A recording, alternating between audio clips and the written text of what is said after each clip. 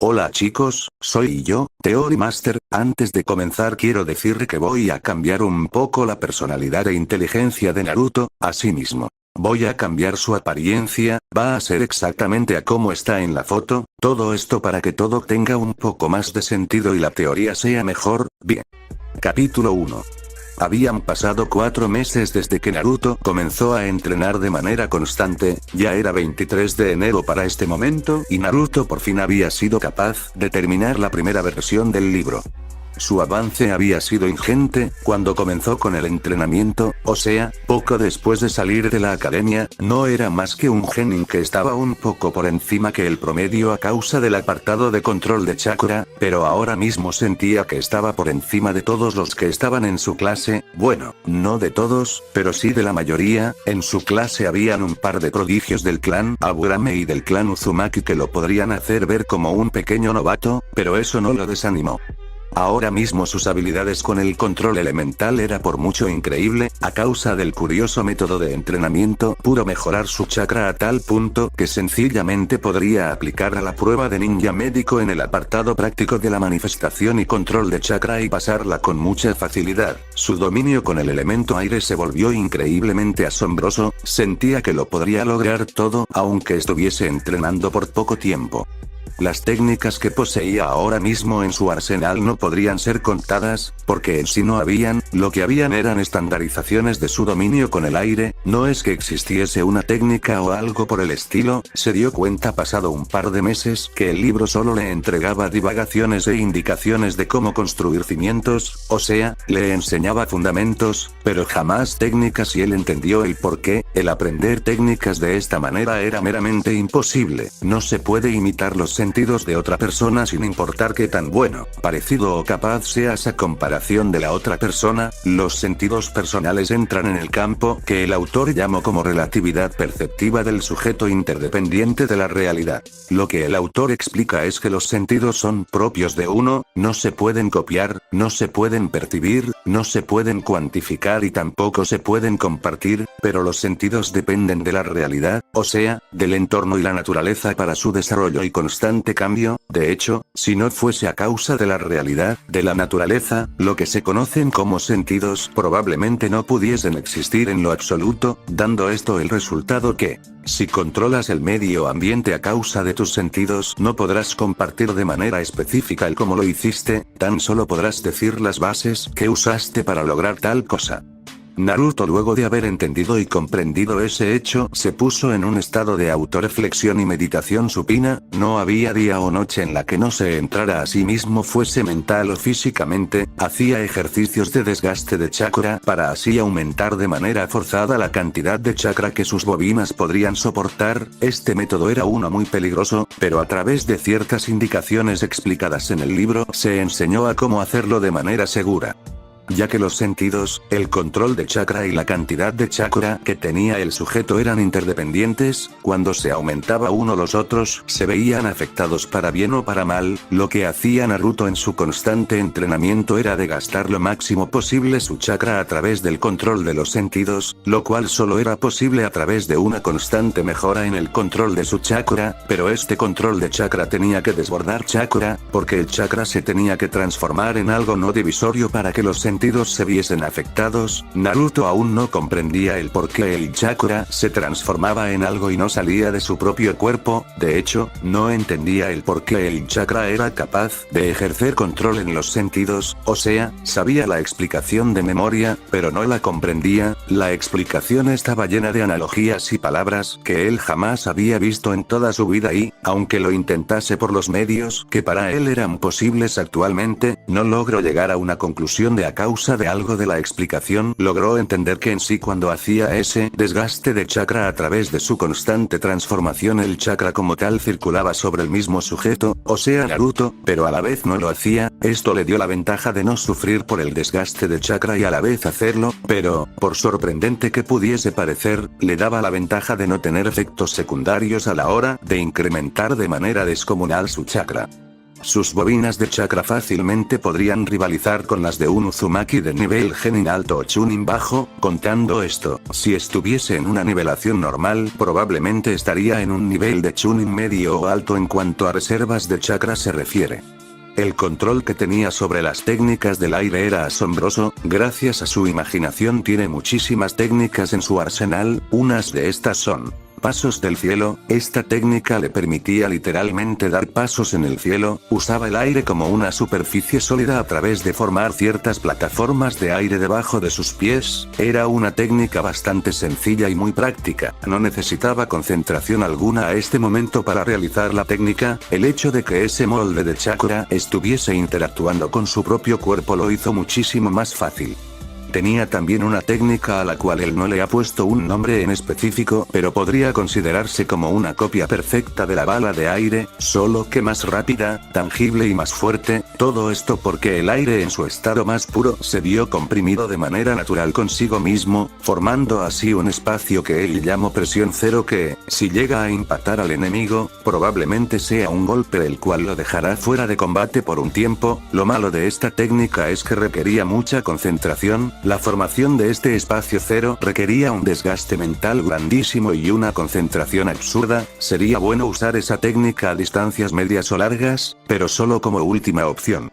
Además de estas dos técnicas, la mayoría de técnicas de aires conocidas hasta el momento Naruto las podría realizar con relativa facilidad. Una de sus técnicas más curiosas es que podía crear barreras de aire que funcionaban como un domo. El aire giraba a velocidades altísimas, haciendo que nada pudiese entrar a esa barrera, pero al mismo tiempo nada podía salir de la misma. Naruto estaba trabajando en una nueva versión de esa técnica, pero era muy peligrosa. Lo que Naruto quería hacer una contrapaso, una barrera de aire sobre sí mismo mientras estaba en esa barrera. La barrera que crease en sí mismo debería estar infundada del espacio cero para que, al pasar a través de la barrera exterior, se formase y anulasen los unos a los otros, dándole así a Naruto la capacidad de salir y entrar a la barrera, pero sin darle la oportunidad a los otros de hacerlo. Ahora mismo Naruto se disponía a entrenar su cuerpo. Ahora mismo había terminado de leer y revisar completamente todo lo que sus padres tenían en su oficina y se sorprendió. Habían otros 3 capítulos más del entrenamiento de aire que él mismo estaba realizando, pero además de eso había otro libro que tenía la misma dinámica del elemento tierra. No comenzó a leerlo en lo absoluto porque no quería mezclar terminologías y tampoco quería entrever sus fundamentos básicos del entrenamiento del aire con otros. Además, sabía que no tenía afinidad alguna con el elemento tierra, pero en otro momento le daría una pasada. Entre más profundizaba su lectura en esa habitación que servía de oficina, más se sorprendía de lo que hacían y tenían sus padres. Sus padres tenían tanto dinero como un daimyo. Naruto tiene ahora mismo el capital suficiente para vivir otro año y un poco más con buenas comodidades, pero si las cosas siguen como él espera, en su herencia a los 18 años probablemente tenga el dinero suficiente para ser un daimyo más, y no solo uno más, el más rico de todos. Naruto leyó sobre todas las propiedades, negocios, inversiones, terrenos, cultivos, etc. que poseía su familia y recibió más de un par de dolores de cabeza al pensar en cuánto dinero era eso en total. Ahora quería saber cómo demonios sus padres lograron tener un ingenio e intelecto tan grande como para lograr tales cosas con solo la ayuda monetaria de su abuela, de la cual sabía poco hasta el momento. Solo sabía que era una buena inversionista en las bienes raíces, tenía un par de trigales que quedaron también puestos en el registro de Naruto y poco más. Lo más sorprendente que encontró Naruto en la oficina de sus padres fue una sección de libros enfocados al entrenamiento ninja, no uno normal, sino uno supremo. Si lo que leyó fuese correcto y si él solo pudiese lograr la mitad de lo que los libros decían, él se podría convertir en una de las personas más poderosas de la historia, si no la más poderosa. De lo que pudo investigar y adivinar es que esos libros fueron escritos por una tribu ascética que se encontraban a las afueras del continente elemental. Cada persona debía buscar su propio camino, por lo que aunque todas dieron una muestra de su camino, ninguna de las personas de esa tribu aprendió nada de los demás, solo aprendieron al compartir del otro, por lo que a los libros respecta, eran libros con una antigüedad grandísima, varios libros mencionaron un apodo el sabio de los 6 caminos y lo mencionaron como el primer ninja. Si fuese eso así significa que varios de esos libros databan de una época arcaica, aunque otros eran más actuales, pero el más actual de esa tribu que ya era un viejo cuando se realizó la segunda gran guerra ninja. Esta tribu constaba año tras año de tan solo 5 integrantes, no más, no menos, a causa de problemas internos y una separación por culpa de deberes filosóficos se disolvió y, por triste que pueda ser, todos los miembros que restaban de esa tribu estaban muertos. Naruto no sabía cómo demonios sus padres tenían eso, sus padres pudieron haber sido fácilmente las personas más poderosas del mundo con estos conocimientos, pero sospechaba que había un significado más profundo en el por qué sus padres no estudiaron las artes ninjas, o quizás no conocía bien el cómo eran sus padres, pero gracias al diario que habían dejado cada uno por su parte, podría decir que no lo hicieron porque no les nacía, porque no lo veían como necesario y porque no creían que fuese su destino, pero querían dejar esa recolección de relatos y libros que había mantenido su familia hacia alguien que sí quisiese hacerlo, alguien como Naruto. Desde que se dio cuenta de eso se sintió la persona más feliz del mundo, sus padres lo amaban tanto que le dieron la capacidad de convertirse en el ninja más increíble que la historia jamás haya parido. Naruto ahora mismo estaba viendo un libro de entrenamiento físico y superación personal. El libro tenía el título de La fuerza yace en la juventud y la juventud yace en el corazón. Por algún motivo que no quería comprender, esto le hacía recordar a varias líneas que había escuchado de un ninja de chándal verde de la aldea. Era un libro muy introspectivo, primero que nada le dio una pasada a todo el libro por completo, esto le llevó poco más de 10 días, pero ahora entiende un poco más lo que tiene que hacer. Este libro da por sentado que la fuerza recae en la juventud del corazón, pero la juventud del corazón es el control que tienes del corazón y mente como cetro de la persona. Si eres capaz de controlar tu corazón, eres capaz de controlar tu cuerpo, y si eres capaz de controlar tu cuerpo, eres capaz de controlar su fuerza, pero controlar el corazón no lo era todo. Tu corazón tenía que tener vida. El libro plasma el concepto de vida como algo que se alcanza desde lo inmaterial y el constante entrenamiento. Tienes que llorar, reír, enojarte, en sí, tienes que sentir fuertemente todo lo que tú mismo das a tu entorno para tener vida, pero a medida que crecemos la vida nos deja de sorprender, lloramos menos, reímos menos, nos enojamos con menos ganas y con más racionalidad que de jóvenes. En sí, la madurez mata al corazón y el corazón mata a la fuerza, por lo que alcanzar un corazón joven es alcanzar la vida, pero no puedes alcanzar la vida con tu cuerpo material. Leyó que gracias a la creación de un segundo corazón, un corazón contemplativo, se logrará la vida, y gracias a que ese corazón contemplativo está vivo, ese corazón podrá controlar las funciones del cuerpo al completo, y si controla las funciones del cuerpo al completo, entonces controlará la fuerza del mismo.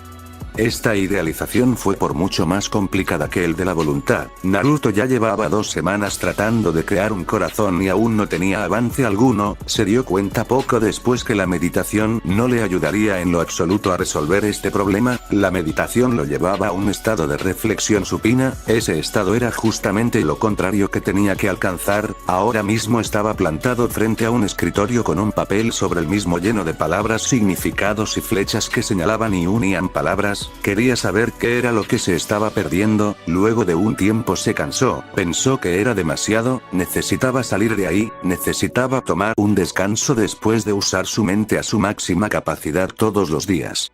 Fue directamente a la cama y se acostó. A fuerza de voluntad se durmió de manera instantánea. No fue muy complicado, la voluntad se superponían a las ganas y hacía que él lograse lo que por sí mismo no podía lograr.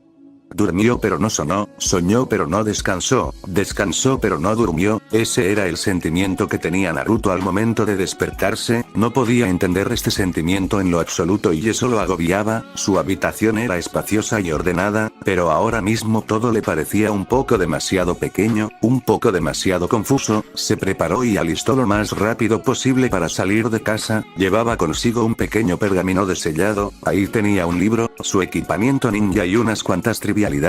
Nunca se podía estar demasiado seguro. Había ido al parque y se sentó a mirar todo con cierta delicadeza, quería perderse en sus pensamientos como solía hacer hace un tiempo, pero el hecho de no poder resolver esto le estaba distrayendo e incluso el aburrimiento, ahora solo contemplaba a los niños, los observaba desde una mirada crítica, desde un punto racional, quería saber qué está más allá de esos niños que ni siquiera ellos comprenden, pero que, de alguna manera, logran hacer con tanta naturalidad. Sin saberlo alguien se sentó al lado suyo y dijo, es bastante lindo ver a los niños, ¿no lo crees tú así? Es como si fueran unos pequeños copos de nieve, todos tan bellos pero tan iguales. Naruto se volvió a ver quién podría estar tratando de iniciar una conversación con él y se quedó un poco interesado en el hecho de que la persona que le estaba hablando no era más que un anciano que tenía porte de sabio, pero no sabía él si en realidad era un sabio o no. Viéndolo por no más que una fracción respondió mientras abría su libro, supongo que tienes razón, pero aunque su belleza sea tan pura no deja de ser subjetiva, los niños son bellos porque son niños, es autorreferente, la ignorancia y la carencia del sentido que le dan a la vida, en sí, su libertad, los hace bellos, ¿no lo cree usted así? El señor se sorprendió y se rió un poco por la forma en la que hablaba Naruto, ¿no crees que estás muy joven para hablar como alguien de mi edad?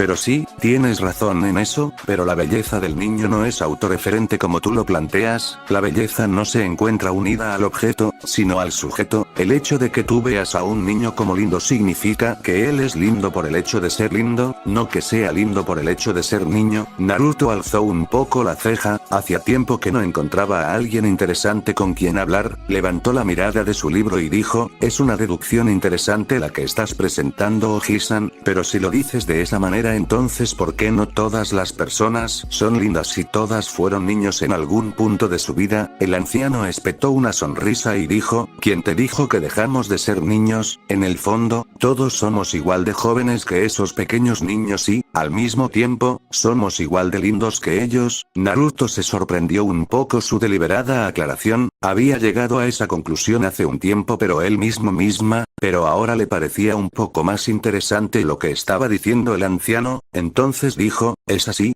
Muéstrame la razón de por qué esto es así Oji-san. Naruto ya portaba una sonrisa en la boca, después de lo que el viejo dirá él lanzará un argumento que lo dejará reposando en una salsa de equivocación. El viejo mientras reflexionaba le preguntó a Naruto, ¿qué diferencia tu etapa de madurez de la mía?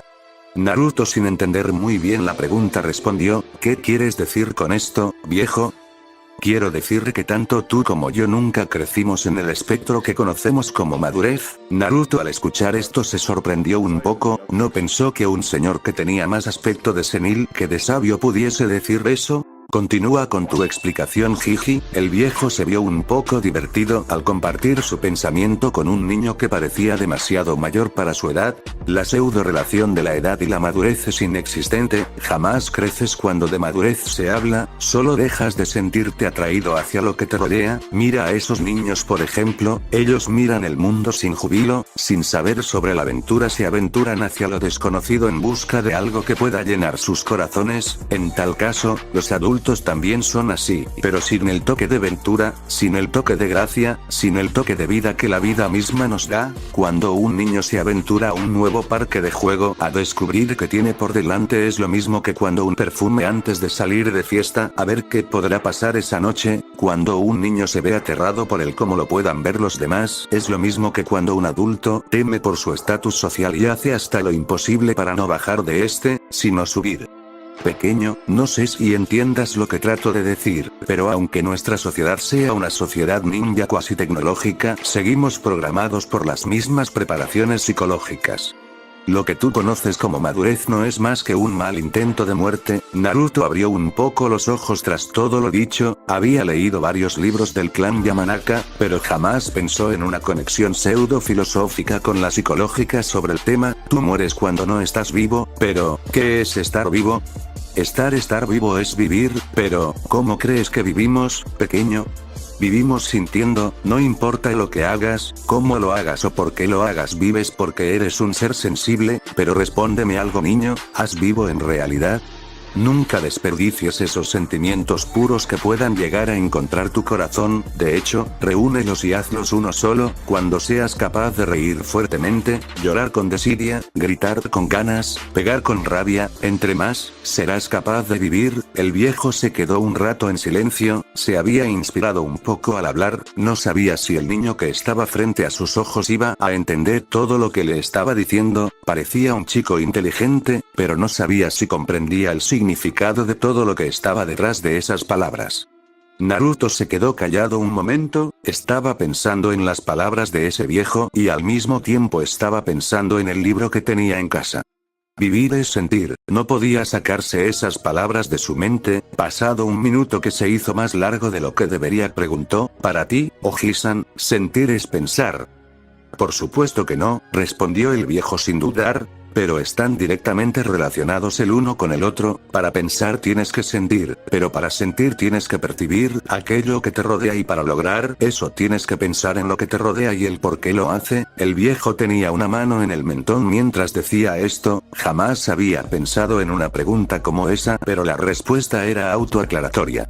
Sin motivo alguno el chico con el que estaba teniendo una buena conversación se paró de repente y dijo: por supuesto, Oji-san, te lo agradezco demasiado, ahora me doy cuenta de lo que me estaba pasando, soy poco señor de mis pensamientos y sentimientos, gracias por la conversación, espero que puedas tener una buena tarde. Después de decir eso el chico salió corriendo. El viejo solo pensó que era un chico muy interesante e inteligente, jamás había conocido a alguien así a tan corta edad a sus casi 70 años de vida. Naruto salió corriendo hacia casa, esas horas que había pasado fuera de la misma habían sido suficientes para hacerle saber lo que le faltaba, era incapaz de vivir y por constancia, era incapaz de ser fuerte. Realmente le agradecía a ese Oji-san que se sentó al lado de él para tener una amena conversación. Llegado a su casa fue al jardín trasero y puso una pose de meditación mientras se hundía en sus recuerdos, los recuerdos más memorables de su vida y los más horribles de la misma. Recordaba de ver el cómo casi muere alguien en clase por un error en un combate práctico, algo que lo horrorizó, recordaba el sentimiento que se traía el pensar en sus padres, recordaba la primera vez que probó el ramen, recordaba la primera vez que vio al cuarto Hokage, lo hacía todo y, al mismo tiempo que lo hacía, trataba de intensificar ese sentimiento 1000 veces, haciendo este proceso una y otra vez, sin descanso alguno, sin cansancio alguno. Lo sintió, sentía algo que estaba en su pecho pero que a la vez no estaba, este algo se superponía sobre su corazón y en realidad hacía exactamente lo mismo, pero era raro, podía sentir de sí mismo la superficie de su piel y sobre la superficie cada pelo, y sobre cada pelo sentía las pequeñas partículas de polvo que sobre ellos reposaba. Pensó en lo increíble instante del mismo, se desmayó. Había sido demasiado para él, no podía más. En su último segundo de cordura, estaba determinado a llegar a lo más profundo de ese corazón y dominar lo que ese sentimiento significa.